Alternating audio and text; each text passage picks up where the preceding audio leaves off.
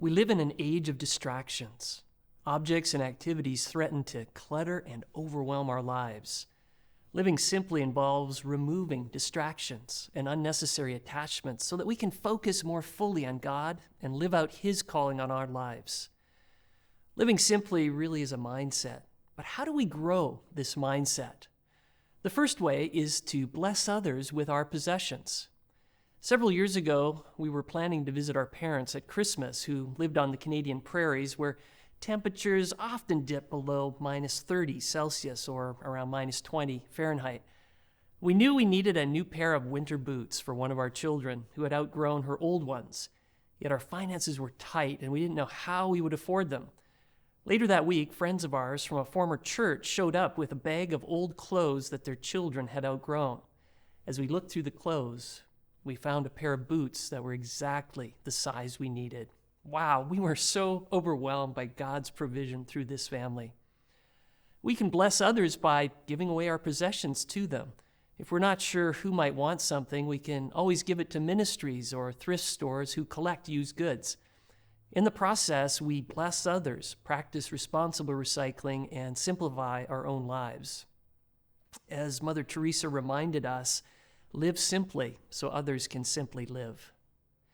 We can also live simply by decluttering our living and workspaces. It's easy to accumulate tons of stuff. It's so much more difficult to assess what we have and get rid of those things that are not necessary. In his article, Becoming Minimalist, Joshua Becker shares 10 creative ways for decluttering your home. Let me quickly share them with you. The first one is to devote 5 minutes to a decluttering task. Number 2, give away one item each day. 3, fill one trash bag for Goodwill or the garbage. 4, hang all the clothes in your closet backwards. If some are still backwards in 6 months, give them away. Number 5, make a list of the places in your home you want to declutter. Another one is take the 12-12-12 challenge, where you locate 12 items to throw away, 12 items to donate, and 12 items to be returned to their proper home. Number 7 is change your perspective. We may not even be aware of our cluttered space, and we need some new strategies for seeing clutter. The 8th one is to experiment with numbers. If you like playing games, this might appeal to you.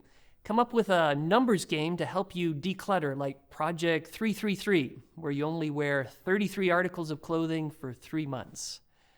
Number 9, take pictures of nostalgic items that are difficult to give or throw away. The 10th one is use the 4-box method, where you place every item in a room in one of 4 boxes: trash, give away, keep, or relocate. A third way to live simply is to add margin to your life. Thinking back, it was an incredibly busy and stressful time in my life. The church where I'd been serving as a senior associate pastor had asked me to fill in as lead pastor while we searched for a new lead. I was trying to do both jobs and found myself running way too fast. During this intense time, I came across a book called Margin: Restoring Emotional, Physical, Financial, and Time Reserves to Overloaded Lives by Richard Swenson. Swenson, a medical doctor, reflects on a time when he was very busy with his practice and speaking engagements. One night, he and his wife sat down by the fireplace. They wrote down all their commitments, responsibilities on a piece of paper. Then they crumpled up the paper and threw it in the fire. They decided to start fresh, to reset their lives with margin, believing that is what God wanted them to do. They took out a new piece of paper and began writing down those things that they felt God wanted for them. Well, as I read the book, I recognized that my life was pretty much out of control. I longed to be able to do what the Swensons did. Little did I know that God would give me that opportunity. Over the next year and a half, my wife Lori and I sensed that God was calling us into a new ministry. This transition gave us an opportunity to refocus on our life purpose and what we thought God wanted us to pursue. The key for us was to plan with the idea of margin. How could we position ourselves for long-term effectiveness? How could we live to have discretionary time, energy, and other resources so that we could respond more rapidly to the needs and opportunities that God placed before us and to process life in a deeper way. Since that time, we've implemented 4 margin-protecting practices that have helped us practice simplicity so that we have the resources and space to do what is most important. The first strategy is to schedule downtime. If we schedule downtime in our calendars, we're more likely to do it. It's also easier to say no to a pressing demand when we already have something scheduled at that time. For example, I actually put a lunch break on my work calendar so that I'm more likely to honor that necessary downtime. The second strategy is to set boundaries. It's important to put fences around the time and activities we need for restoring ourselves. For example, we generally don't answer our phones during meal times. I don't normally check my work emails outside of my work hours. This gets challenging when you're on 24/7. The third margin-protecting strategy is to unplug from technology periodically. It is increasingly more difficult to have margin in our connected age.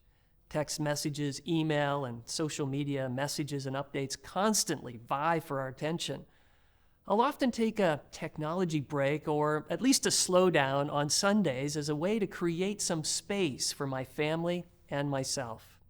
The fourth strategy is to plan to have discretionary time and energy. I've found that God will often surprise me with opportunities. I sometimes view them as interruptions that I hadn't anticipated. If I don't have extra time and energy, I may not be able to capitalize on them. I'm learning to conserve energy and set aside time for these kinds of opportunities. We still lead hectic lives at times. However, the difference now is that those times only last a season. We're learning how to be self-leaders, to serve ourselves better without becoming us-focused, so that we can serve God and others more effectively in sustainable ways. Living simply involves blessing others with our possessions, decluttering and restoring margin to our busy lives. In the end, as Annie Chapman has said, it's all about concentrating on what's most important in light of eternity and not taking the rest of life too seriously.